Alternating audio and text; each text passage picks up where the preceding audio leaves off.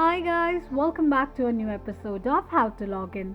Today in this video, I'm going to show you how you can sign out of your Eduaide account. Keep watching the video till the end. To log out of your Eduaide account, firstly go ahead and open up your Google search. On the search box at the top, type in eduaide.ai and make a search. The official page of Eduaide will appear on the screen. Log into your account if you are not logged in and you'll end up in the home page of Eduaide's account.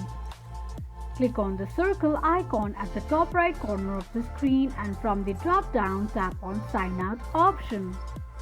It will sign you out of your Eduaide's account in no time. This is how you can sign out of your Eduaide's account quickly and easily just in few steps. If you have any thoughts or queries, let us know in the comment section. Don't forget to subscribe to our channel. Also press the notification bell icon so that YouTube will notify you whenever we post a new video. Thank you so much for watching.